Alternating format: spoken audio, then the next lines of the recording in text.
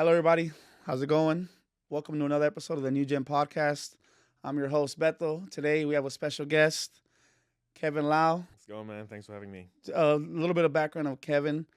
I've known him for a few years, right? He started up a team named LV United, and I've seen them grow immensely.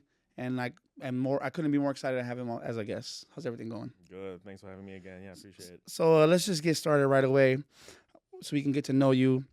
Can you tell us a little bit about yourself and how you got into the sport? Yeah. I started about myself, right? I was born in Hong Kong. Grew up there. Moved to the States when I was 14, and my soccer kind of background started when I was a little kid. Watching football. Hong Kong was a British colony back in the time, and my dad was a big fan, so we used to turn on TV at 2 a.m. in the morning. So my dad would be in the living room, we're in a small apartment. The lights would wake me up, and I would see a green screen, right? The pitch. That's how everything started. Watching games with my dad. Back in when I was 10 years old.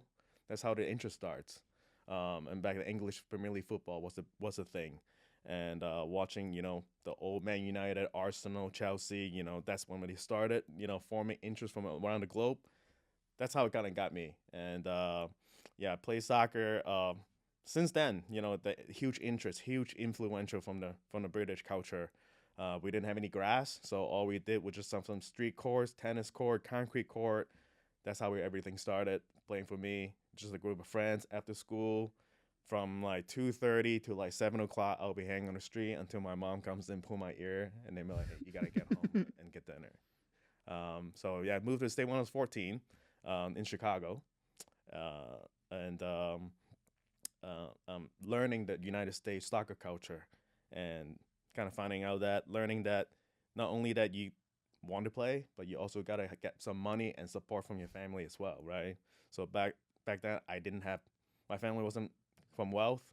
I work in a restaurant. One of my friends and a classmate, they had finished soccer high school, and then they went on to club soccer. That's why I learned about you have to have a club. If you want to keep moving up, you want to keep playing professional, you got to play with a club. Again, didn't have that time or that money, resources, right? So I was just playing pickup, playing on the streets, playing with friends, playing in their garage. And That's how I kind of start playing. I love the game since I was little. Can play that route, right? But I got to find ways to satisfy my soccer needs. Right. Yeah.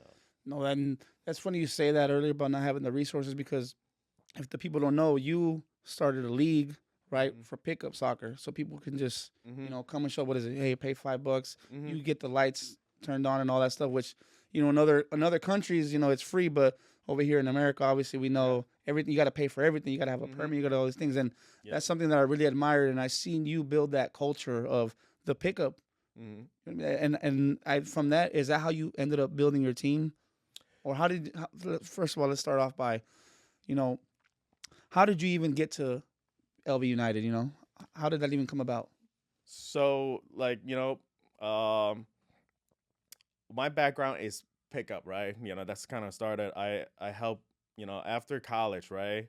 As soon as I got a full time job, I was able to afford paying for pickup. But then more so, I was um, organizing local pickups. I did it in Atlanta, did it in Chicago, and I moved to Vegas because I found out that we had a twins coming back then in the day. 5 years ago, we were like, well, we want to move out west. We want to, be closer to our family in California. Las Vegas was a spot. So when I moved here, there was not a whole lot of options. I tried search for pickup, try search for club, competitive level. There was only two places available. It were both indoor places. One in Rampart, one was by the airport. Mhm. I forgot that they closed down, but Yeah, it's longevity. longevity. Yeah, Yep. So, but I would be spending $15 a session, and I play 3-4 times a week. That's 50, 60, $70 per week, and while it's good quality, good environment, but at the same time, it's like you know I could be using that money to build something. I'll just get a goal. Like I just get 2 goals, I just get some pennies, get some balls, and maybe I can just play with people locally here, right? So we started out at Mountains Edge Regional Park, that multi-court, really slippery surface, and yeah, all we did set Was up that 2 goals. Sorry, was that futsal? It's it's got it's not really a futsal court. It's open ended from the side, but they got 2 walls Okay. going this way, on the sideline. So I saw, what I did. I can share a picture with you, and what we did, I just get 2 goals, put it out there, post it on Meetup, find a name. What was a good name, right? I like Manchester United. Maybe we can make it something like that, right? You're a Man U fan?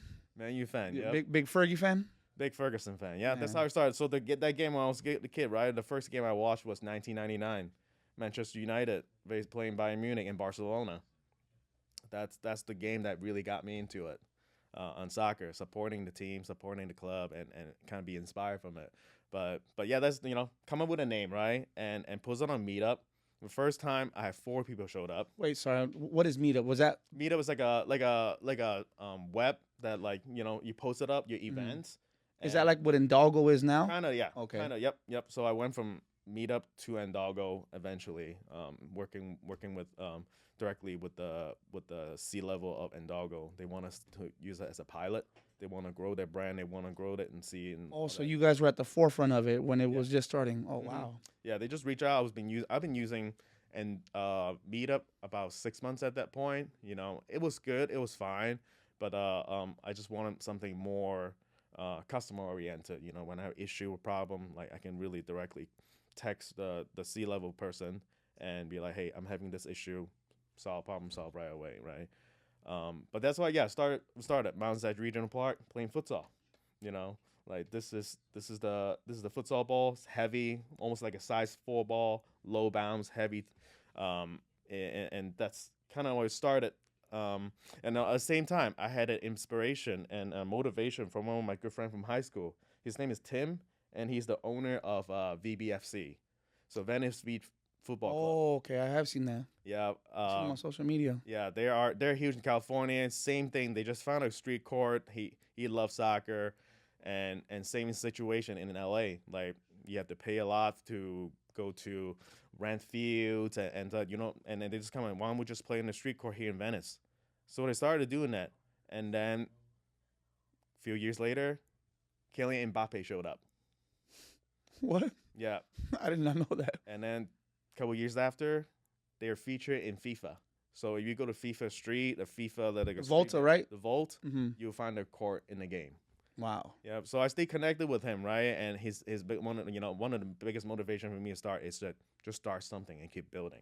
You're gonna start small, grow organically, and just focus on what we love, focus on the sport, focus on the people, focus on the community, and just keep building at it. I like how you said that because we'll go back to that, but grow it organically. I've literally witnessed you grow, that community organically, like from the ground up. Because like I said, we met 3 years ago, and that couldn't be a better word. That you grew this whole platform organically. It's crazy, but you started LV United. What was your vision when you first founded the team? My vision, Mm-hmm. first founding team, LV United, there's different stages, right? So at first, I would just focus on hosting pickups, right? And that's how I met all the local talents, Like the kids just got out of high school or they're looking for it. It's more so word of mouth. Once I have a group of guys, they're friends, and then next time, friends bring in friends bring in brothers, and just retaining that level of competition was the most important thing for me. I strive for, growing not only for the team or honestly more for myself in a sense. Like I want to keep playing at the highest level. I want to be passing on some of the experiences and so-called moves right on the court. Right, hey, that's the level of communicating and engaging the community. So that's why it started. Right, futsal round, and that's how I met Oscar Velasquez. Okay. He was also doing futsal at the time on the east side of the cage on D Street, Washington and D. Oh yeah, I remember that. Yep, and I, at the same time, we're both kind of doing our thing, and then, one our mutual contact and be like, hey, why don't you connect with Oscar? Great guy. So yeah, I remember our first meeting, we met at a Starbucks by Silverton. We're just talking about goals, visions, and the same, and we aligned. It's like, whoa, like we practically have the same goal. We're coming from a futsal background. Like, what do you see? What do you see? Instead at that time, I think he was deciding going the professional route and or continue his training. He's passionate about training and that. And so we kind of partner up, do like a few events. We did a charity tournament together.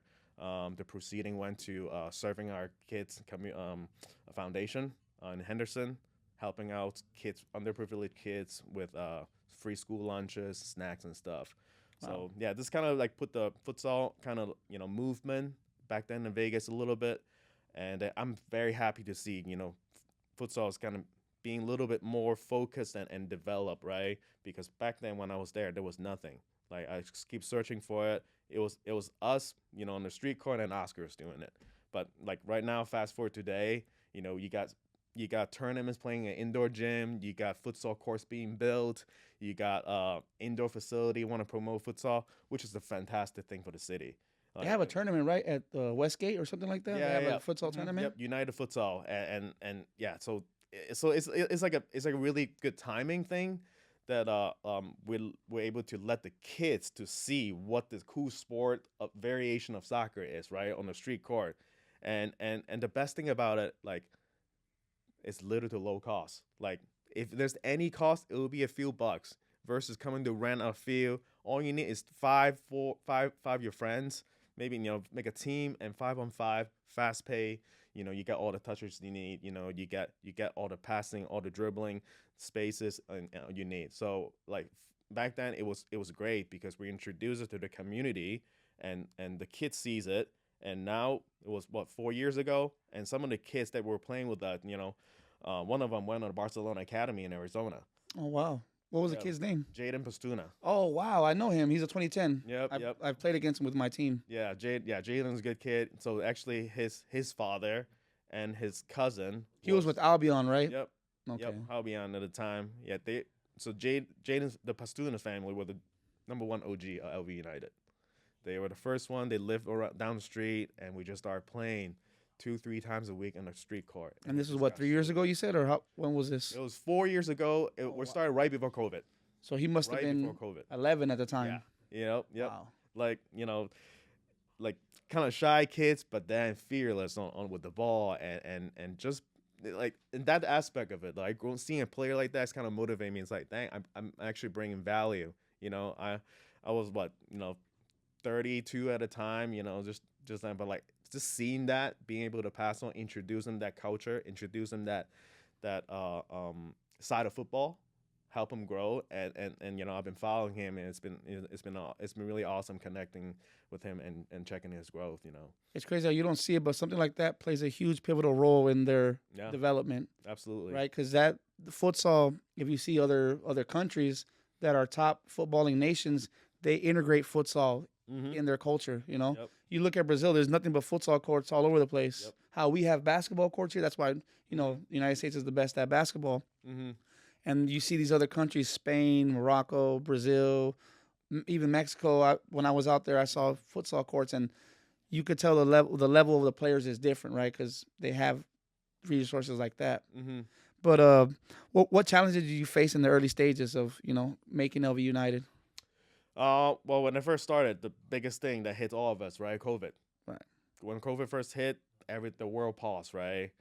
But then I was still itching to play, and I was like, I have to get out the house. I have to do that. So the craziest thing I have to do is, back then the park all closed, right? There's still parks open. Nothing's being rented out. All the lights turn off, right? So I had to become really, really creative.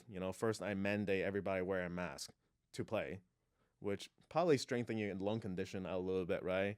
I brought soap, hand sanitizers, clean pennies, disinfectant, everything. All the proper precautions, huh? Yep. And then also, the thing is, the biggest challenge was there's no light. So I went on Amazon, grabbed this rechargeable light, and with the cord, there's a huge wall. So me and my dad went to Home Depot, and we fabricated a stand. I brought a 20-foot ladder.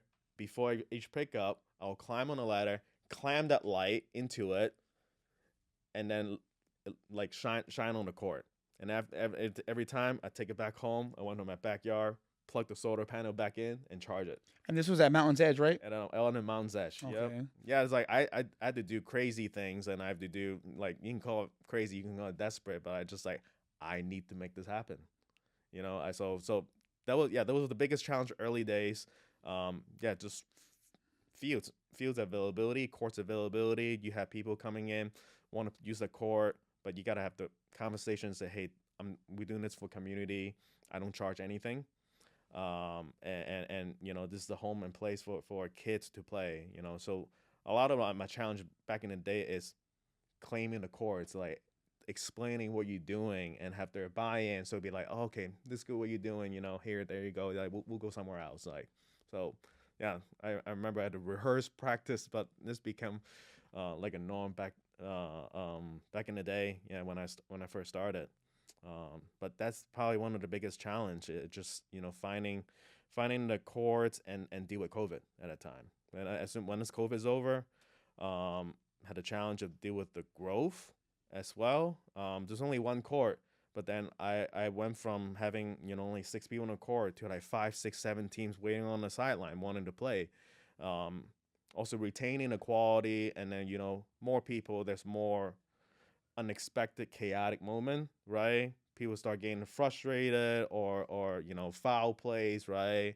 And so bridging that gap and just kind of telling people do the right thing, do what's best, don't curse in front of little kids, like simple as that. Don't push people to the wall. I know you want to win the ball, but like these are concrete. Like, at the same time, we don't have referees. So having the team and community buy-in. This is like a casual but yet competitive environment that took some time to build.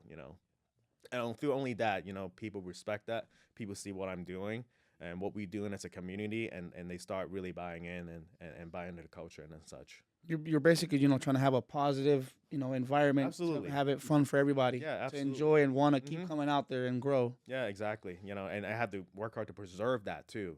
So I at the time, like I have to turn people down. I have to be like, yeah, you're being too aggressive. Like I have to kick people out. Unfortunately, you're a great player, but then this might not be for you. And I can't tolerate that type of behavior. So that took a little. Yeah, I don't think people know, obviously, like that there's a certain culture, right, in futsal, like how you just said, like people aren't playing like rough, and it's more skillful, right? Would you say Yep, like absolutely. It's not running hard and pushing into the wall and being physical. It's literally more skill on the ball. Yep. And how do you balance your role as an owner, right, with the day-to-day responsibilities and running the team? It's tough, man. Like LV United, that's not a job that I gain a lot of financial income from. I have a daytime job, right, that allows me to have my spare time and also have family. I have 2 kids. I have twins. They're turning 5 this March. So I told my family and my wife that I want to devote my time to the family. At the same time, LV United, it's also kind of like my baby. They're born at the same time. So I told my wife I'm only spending 4 days, 4 nights, 4 days of the week to do things with LV United, and the rest I'll be completely detached and focused on the family. Which still negotiating. Sometimes I get 3, sometimes I get 4. Sometimes I will go at 5 days in soccer, and I gotta go balance it out. But that's the it's the tough part. It's definitely tough. And considering and the financial part too. I want to provide high quality. When the ball's getting worn, I'll get new ones. When the pennies rip, I get new ones. When the goals are not safe, I get new ones. But yeah, there's a lot comes to it, and then thankfully there have been some sponsor and motivated individual help to contribute. But I think that's kind of part of the battle. Okay, and as far as your team goes, what type of qualities do you look for in a player for your team? Discipline, accountability, football intelligence, and have the team mentality. You know, I think it's very standard. And if you ask a lot of coaches, they will probably tell you the same thing. Um, but for me, you know, the kids kind of grow up in the Ronaldo, Messi era, right? They think that they can Neymar, right? They think they can all do it themselves. At the same time, like, and they see the glory side of things, but they don't necessarily recognize how much work people players put in to get to there, right? So bottom line, uh, discipline. You know, when you're talking about team settings, right? You touch the ball, like we're playing 11th game, you probably touch the ball. You're lucky you've touched the ball 10, 15 times, right? You know, like, but most of the time you stay in discipline. You stay in your position. You're marking your man. You're preventing things happen. Um, and so that's the biggest thing, the work rate. Um, take our MVP example, Jesus Ubrao, local homegrown player. He's a quiet guy, but he is one of the guys that will go hard for you, win one-on-one battles. He keep his mouth shut, doesn't talk back to the referee, only say good things about to the teammate, motivating the team. When if he makes a mistake, you know, instead of oh man, like you know, throws his hands up, no, like you see him already getting the ball back. So that is the example, the type of player we look for, and also you know that's the baseline, right? The next level will be football intelligence, um, making the right decision, um, willing to take risk. That's the type of thing that we actually look for a lot in the players. Once you go, you know, separate. You know, everybody can work hard, right? But then when it comes to football intelligence, that's separate the whole like you know from the top tier to everyday person. And I know you said that's pretty standard, right? But obviously, like these top teams, that is the standard for them. Everything you just mentioned, right? I think discipline is like you know number one. You could be great, but you don't have discipline. What can you do on the team? You know, there's only so much. And what's the philosophy that you have, and how do you integrate that into the team? Well, for the philosophy, it's quite quite simple in the sense that you know we want to develop good players and all the same time like it's also affect off the field too. So, for example, being on time, like we're asking you to be on time in practice, but at the same time, it demonstrates kind of what you do in everyday life. Like, are you on time for school? Are you on time for your job? Are you accountable? Like, so accountability and these basic traits that we look for, it doesn't only apply on the field, off the field as well. So our coaches always say we want to develop good players, we want to develop gentlemen.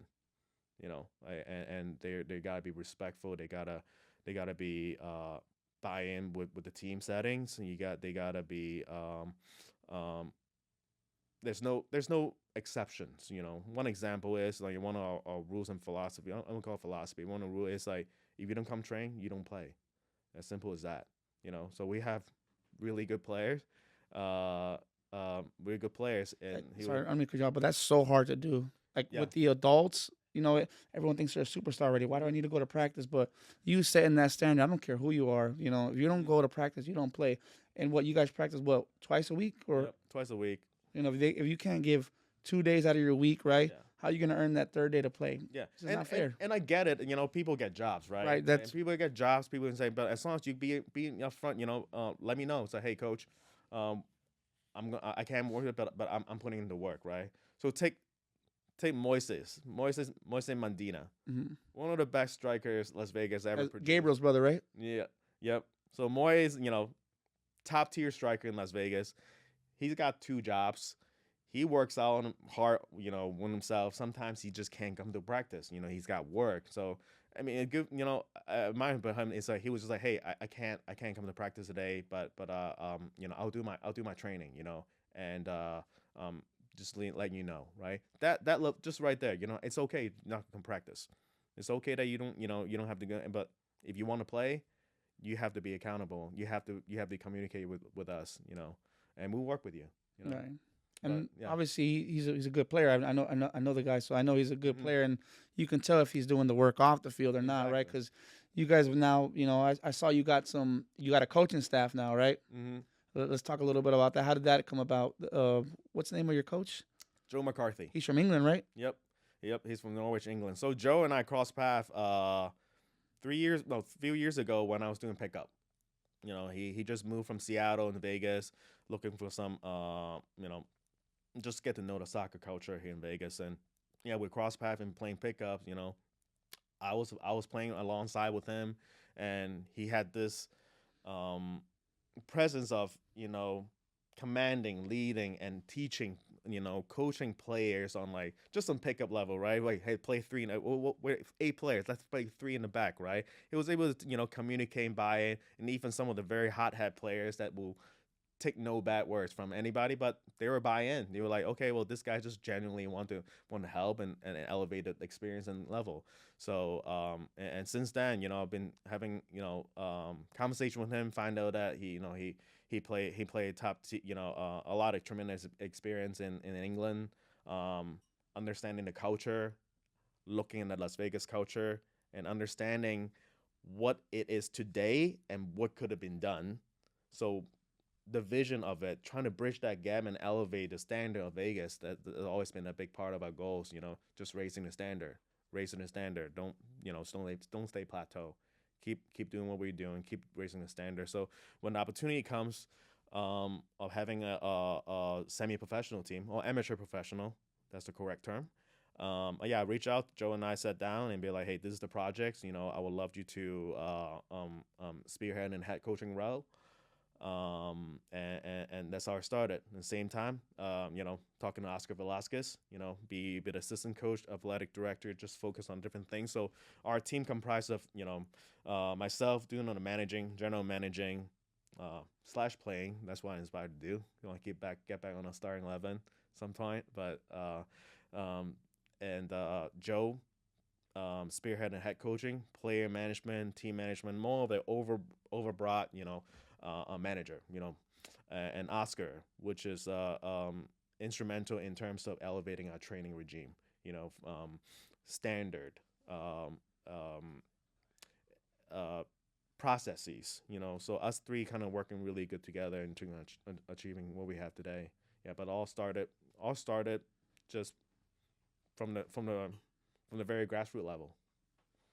And you got some good people around you then, because clearly we'll talk about the success you guys had, but obviously it all started with a plan, and you never lowered your standard, because you always get those players that, oh, I'm really good, but I can't go to practice. Well, this is not the team for you, right? Because I imagine you went through a lot of those players, right? Yes. And it's a shame, I'm going through it and having to say, but we tried those in the first season 1. It's like, it's like we're in a place that we kind of put in a position that we have assembled a quick team. They're good players, but at the same time, yeah, they're not buying the culture. And then we quickly identify, it's like we have to stick to our core. Like, it doesn't matter. He's the best striker in Las Vegas, defender, whatever, goalkeeper. Like, if he's not willing to level themselves on the team level, forget about it. It could be a quick fix. He might win you 1 game, but it won't win you the season. You're compromising your standards, right? And next thing, what's going to happen? The other players are going to be like, oh, well, I don't have to go to practice either because he doesn't go. Yep, exactly. And then everything starts to crumble. Yep, exactly. And you guys never, you never allow that to happen, obviously. I mean, yeah. So through learning, right? We did have that, and just like we quickly realized that we can't lower the standard like that. We can't tailor to what we want to achieve based on a few individual, or because that set a bad habit. Like, if this person can do it, yeah, why can't I do the same thing, right? And that's always been the constant struggle. Like back to Moy, there's a couple of weeks, he didn't come training, he was on the bench, and luckily, he understands it, and that's the biggest thing differentiate. Like, some play would be like, I didn't come practice one time, you put me on the bench, I didn't play, okay, now I'm done with you. Okay, well then that's make my job easier to be able to say goodbye, right? So finding those players is important. Really, it's understanding where they're coming from and understanding what they want to achieve, and empower them, help them go at the same time. Like, how can we grow together? And since we're speaking about culture right now, how would you describe the team culture of LV United and what makes it unique? The team culture, it's it's ever growing. When, like I said, we never settle for anything less. We try to strive by seeing. So our culture is striving for better. We don't get satisfied what we're doing today. We can do better. We can do better. We can do better. And keeping those standards, raising those standards. That's part of the culture.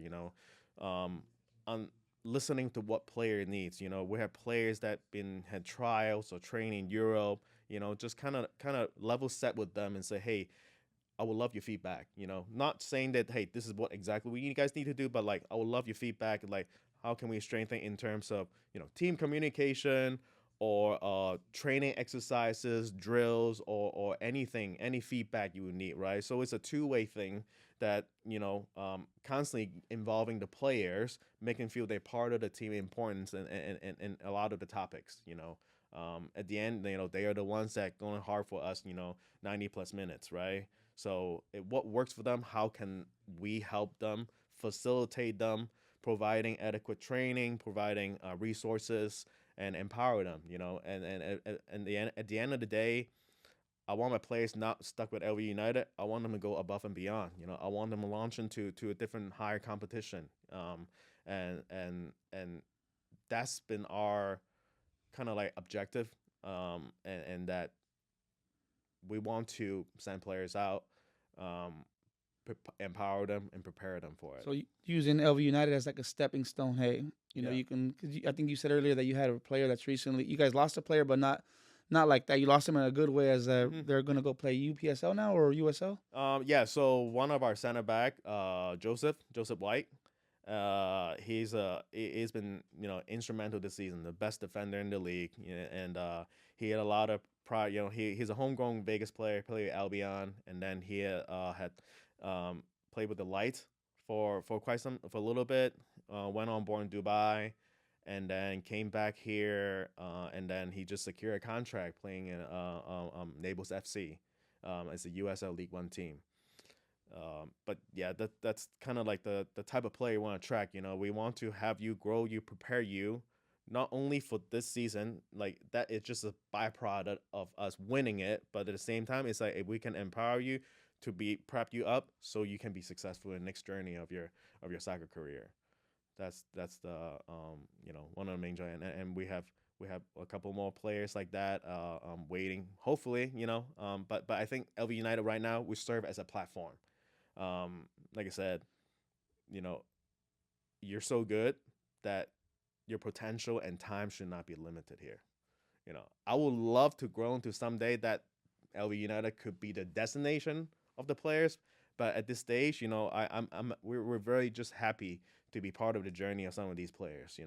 There isn't really a realm of you know professional teams here in Vegas, right? There's only the Las Vegas Lights, right? But now we have the SWP or the Nevada Premier League, right? Mm-hmm. Which congratulations, you guys Thank just you. won it recently, which is a branch of SWPL, right? Mm-hmm. How was that? How was winning that championship? Um, it was great, man. Like it just kind of validates all the work we've been putting through. All the sacrifices that we make. Individually as a team. We were in a championship game the first season that we were here, and we lost to LV Mobsters at that time 5-3. It was a huge blow, but at the same time we take the result, we look at the result, and we quickly identify, okay, this is what we need to improve. This is what we need to do. So winning a championship, it kind of validate um and kind of confirm the goals and vision the coaching staff, the team have put on all in place. We set up a goal, and we did everything we could to achieve it. And it was not easy. I can imagine you You know, guys played a good team. What would you say were some of the key factors in the success for this season? One of the key factors, it is yeah, the training. The coaching and the training. Like I said, I can't give enough credit to Oscar Velasquez. Implementing the training, and then also, I'm really thankful for Jordan Greenway. He is the owner and CEO of Villarreal. Oh yeah, yeah. Yep. No. So Jordan is one of our players as well, and Oh, he plays for LV United. yep, Oh yep, wow. yep. So yeah, and then he got hurt at the beginning of the season, but through his support, we were able to use the indoor facility at Villarreal. So about once a week. Well, previously it was once a week, but we can probably get more training. But beautiful facility, got the weights, got the cables, everything. So It's like so professional yeah, almost, right? very very professional setting. So having that, including our training regime, working with Oscar and working with Joe. And Jordan, and allows the players to get that top tier level of training, and it shows on the field. Every Tuesday we do strengthening, and then conditioning, and then at the end we play some futsal. Small sided game, and we have been doing. This is the first time that we did it this season, and it shows. On top of a Wednesday big team training. So I would say training, and then retaining, like the word of mouth, retaining quality players. We have a few players that came to train with us from the lights off season, and just be able to host a training and attracting that level of talent, not and through word of mouth, like it's been great. So we're no longer going out and back for players and like, hey, you should really play. It's like, once you focus on yourself and the team, like things will fall through. Hopefully, attracting the right player, right mindset, and that's been successful this season. Is that enhancing our training, attracting the players which have been exposed to that high level of training and facilitation, get their buy-in. You talk to them about the goals and we have, and that's it. You know, so yeah, that really contributed to the season. The player management from Joe, team management from him, and then also the training from Oscar. That's been great. Um, I think it, like for example, me seeing you guys win it feels. I'm really happy for you guys because the team you guys beat. You guys beat a team which is basically Sin City. I know I have a few players on there. You guys basically beat a team which was legends, right? And that's who kind of really had a hold on this whole thing, right? Mm-hmm. So I remember when I first saw you guys win that, I was like, oh man, this is the perfect time to get Kevin on here because I saw the come up. I saw it right there when it was just pickup games. And what does winning the Nevada Premier League mean to you and your team? And first of all, like it's great. I mean, like I said, like what all credit in respect to Sin City FC. They have a great staff. They have a great team player. They're one of the best teams to ever play. They're the best team in Las Vegas. Like player wise, like you can change different names, but then like their core, the staff, they had the Las Vegas culture. They have it. And I'm so happy to be going up against them, be able to just play a 50-50 game. A lot of people will come watch the game. Yeah, it was the most 50-50 It game. went to penalties, Yeah, right? it went that one on penalties, and so yeah. First, like credit to Sin City FC, and like just be able to catch up with them. I remember playing against legends, 3 years ago, like even 2-3 years ago. We're getting crushed. It was 5-0. It was 5-1. But like just seeing that gap is being reduced. For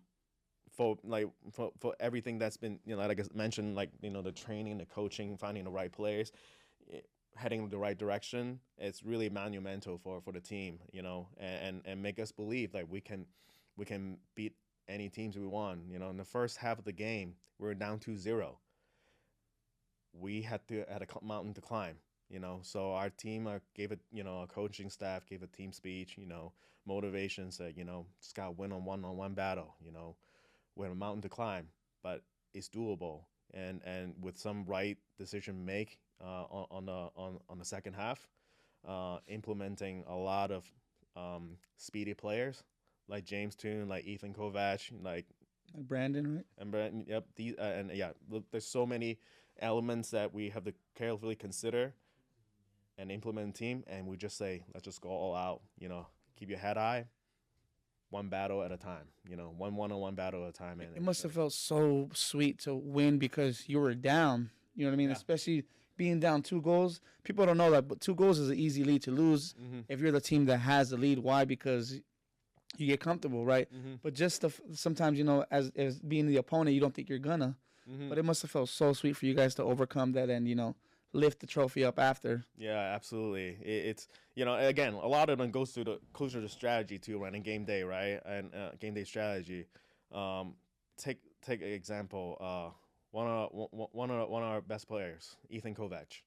He, you know, I know Ethan since, you know, futsal days. You know, he graduated high school. He went on playing in different colleges and USL league. So he was in high school going to pick up? Yeah. Oh, wow. High school, yep. So that's how I met him. And I try to keep, you know, every year keep track with them. But like, Ethan loves playing. He is the type of player that, you know, he deserves all the time, game time in the world. But before coming in the game, we're like, Ethan, like we have a special role for you. You're going to go in the game. You're going to make an impact. You're going to change the game for us. I guarantee you that. And playoff time comes. We did the same thing. We didn't start Ethan. First game against now in the playoff. We put it in. A few minutes later, he scored a goal. We celebrated like crazy. You know, we beat Oh, it was Ethan that scored the goal? Yeah, Ethan scored a goal in the semifinals. And then this, you know, when we play against Sin City, same thing. It's like Ethan go in, dominate the right side, and he did. He provided assist to Moy. It was a game tying goal that forced us into the penalties. So, yeah. So so that was such a, you know, great moment because all the planning that worked, and you know, that comes down to player management. You know, from Joe. Expectation from the players, really level set with them, and hope that everyone's happy with the outcome. And how did you and your players and your coaches and your staff celebrate that win? I'm sorry, say again? How did you guys celebrate it? Oh, we went to, you know, first, you know, at the moment, right? We rushed the field, you know, and just celebrating with the players, and then, you know, thank our fans and families that came to the game. I saw players cry. Player, you know, lost their voice from screaming, celebrating, and then after that, a bunch of us went to a local bar, born and raised in Centennial Hills, and had a good time celebrating it. You know, that must have been so sweet, especially you know, there's nothing like coming back, you know, and then winning a championship. Yeah, and I think more, you know, the whole buildup of everything. Like I said, because I was there to watch it. You know what I mean? I was there because remember we played a game, I think a Friday night once, like maybe 3-4 years ago when I was helping Cyril or something like that. And I remember you building it from that point on, and to, you know, beating a team like Sin City, like we said, you would, like even you said, is one of the best teams, right? Yeah, absolutely. They're one of the best teams in the West Coast. And you guys beat them, and that I can't imagine how proud you must feel for yourself, for the team, for your staff, for everyone. Yeah, absolutely. Yeah, and all credits to them. You know, we never beat them like in the regular season, and it's always a goal. You know, but like we know that we've come together. You know, stick with the team, stick with the game plan. We can do it. And what's next for LV United? What do you guys see in the future? The next, we are going to be competing in the NISA Nation. Okay. Southwest Conference. Yeah, alongside with Sin City, B Pro, and now STG. STG is from Utah, right? From Utah, yeah. And there's an Arizona team, Union Maricopa. I think that's the name of the team. It's down by Phoenix. So there'll be a 7-team conference in the Southwest region, but most of the team is going to be in Vegas. And that's our next step. You know, it's in terms of facilitations. You know, we are required to get a stadium. We're required to have a locker room. We're required to have a crowd. No, not required to have a crowd, but that's the opportunity for us to engage more with the local communities. Come on out, check out our games. You know, supporting Las Vegas soccer at the highest level. So that's kind of like what we, as a conglomerate of teams in Las Vegas, trying to aim to do. Move up together. You know, we did it in the Nevada Premier League, and then now just a conglomerate of 7 team of us. We want to do the same thing, going in the NISA Nation. And that's so good because that only makes you guys all better. Yep. the competition only makes us better as to where in the past there's been only one team that had a monopoly over everything. Now you see these different teams that have the ability to go to a Nissan Nation, SWPL, Nevada Premier League, all these different branches, and it's just growing the soccer. Next thing you know, you guys might end up getting a scrimmage against the Lights. Oh, that would be awesome. That'll be a goal for us, And again, like we can't really do it just by ourselves, right? Like like Jeanette from Sin City, Jose, Margot from B Pro, Tyler from Anawa, like and Tyler runs an Iowa? like Tyler School, right?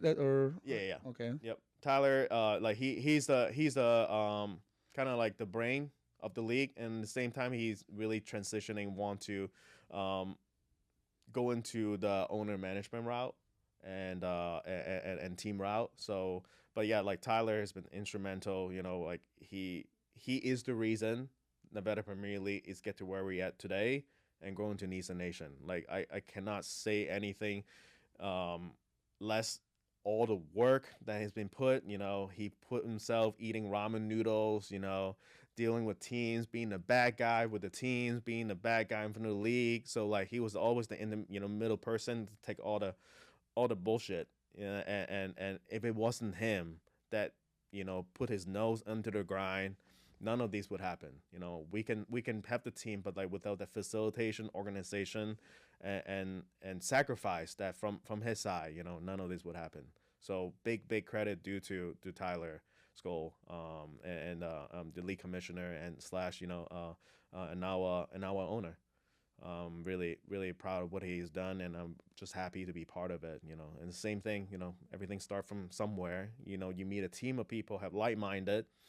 Jeanette, Margot, we all have the same goal. We're enemies on the field. We can't wait to beat each other on the field. But at the same time, as soon as the whistle's blown, we come back. Okay, how can we take this competition? How we can put Vegas on the map to become a soccer force? And not only in the city, but like in the region. How can we compete? Teams from California. How can we compete in Arizona, Utah? So we're doing the work just to enhance the level of competition to that point. Oh, that's good. Like I said, it's only gonna make it better, and it's only gonna make you guys better. And who knows where it can go in the future, right? Imagine you end up getting a spot for a USL team, because obviously we know the direction where the city's going, and the city's gonna go. We're getting a basketball team next. Well, sorry, baseball team, right? Then it's gonna come basketball. We already have a semi-pro team, right? Imagine MLS gives a contract here, and they look. Hey, LV United already has grassroots implemented. They have this solid foundation behind it. The sky is the limit, honestly. And credit to Tyler, because it sucks being in that position. No one's gonna be happy. No, you're not gonna keep everyone happy. Today you might be the enemy for this guy, tomorrow it's for this guy, but being in a role like that where you have to try to do what's fair for everyone is tough. Yeah, selfless. And just like really. Was thinking better just for themselves, on like beneficial for the community, to the city, and that takes a lot of work and character, I would say. But yeah, then also like our next step is to so Nissan Nation, right? It's a different bracket, so higher competition. Of course, the cost is going to be a lot higher. Right. So when we're talking about stadiums, we're talking about having 4 officials or having trainers on the field, right? So the financial part, that's what I've been actively working on, and goal is to work with local businesses to hopefully get the more local business buy-in for sponsorships. And not only us, I feel like in order for us to be successful as a team here in Vegas, we need local business buy-in to invest in us. And so we can help local businesses grow, get their names out there. At the same time, it's a circular economy that we're trying to get. So yeah, that is one of the biggest thing we need to focus on. Not only myself, but for a lot of team owners as well. I definitely see the vision, definitely, and it's just going to grow more exponentially. But how can people follow LV United and keep up with the team progress?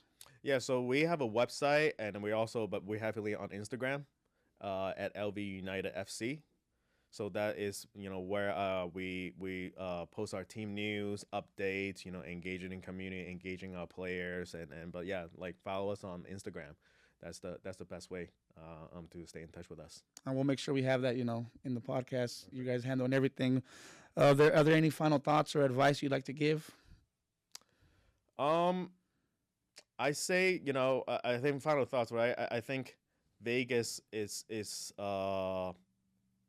such a gold mine in terms of soccer opportunities. When I moved here 4 years ago, there was nothing here, and there's a lot of old school, a lot of facilitation, with kind of monetary motives, right? But at the same time, I see more and more of people, the selfless people like you, just want to, grow the youth. I see May Tyler, and finding those people, putting profitability, everything aside, and just really grow the community, and going investing in the kids and the youth. That's a beautiful thing to see and witness over the past changes in the last few years. It really is something I'm proud to be a part of. And as for the youth, I would say don't get limited by whatever playing opportunity. All you really need is two goals and a ball and a group of friends, and just start playing anywhere on the streets. Play futsal, play on the streets. Play pickup. You don't need to play. Pay a heavy tag to be affiliated with a club. Skill set can be developed. On your own with the most affordable way. You don't need to hire a fancy trainer just so that you say, hey, I trained by him, now I'm good enough, right? I see a lot of kids nowadays, they want to be successful, but they just kind of want it. They want to look successful. Yeah, they want to look cool. They want to, they want to go party, but at the same time, they just want to be inspired as a professional soccer player. And that sometimes that contradicts it when I see it, So, the kids I see a lot is with the excuses. One of the biggest thing I see it through, it's, oh, my car broke down, oh, this and that, and and oh, my parents out of town, I don't get a ride. Well, make it happen. Like, I can help you, but you just gotta let me know. But then, like, lacking that initiative, playing the victim card, I'm nowhere I need to be because of XYZ pointing fingers out and all that stuff, like, right? And that's what I encourage the youth. Snap out if you really want something, like, go at it. They're seek for a mentor. Like, there will be people more than happy to help you. But you gotta show work. You gotta show the discipline. You gotta show that that's what you really want, right? And not just saying it because it make but you gotta do it. So, yeah, I think that's really the message I want to give to you. Just play as much as you can. Don't take playing for granted. Like, the friends and people that you play might be here, might move out, might not be here, tomorrow. Same with playing opportunity. Like, you never know what the world's gonna happen. Might never know if sickness and everything, right? Just enjoy the game. Like, just when you're in the game, it makes, like, for myself, right? When I'm playing, everything goes away. Like, I'm stress free. I can only focus on what makes me happy. It's a beautiful thing, and it is what allows me to connect with different people. Because I'm sure they should share the same joy that I get from the sport, and that's why they're playing it. And yeah, that's pretty much it. About us. Yeah. I think that's great advice for you. Like I said, you're somebody that I personally got to see, the team's journey built from the ground up, and I don't think there could be any better advice to give the youth and to give players in general, even if you're never too old, Well, you have players from all types of ages, right, playing for you guys. So I think it's great. I really appreciate what you're doing. You're doing the community a great justice, doing all this stuff, having the pickup games. We're gonna have Kevin's information right on our links. Make sure you guys follow. I want to thank my guests so much. It was a pleasure. Oh, thanks for having me. Thank you so much.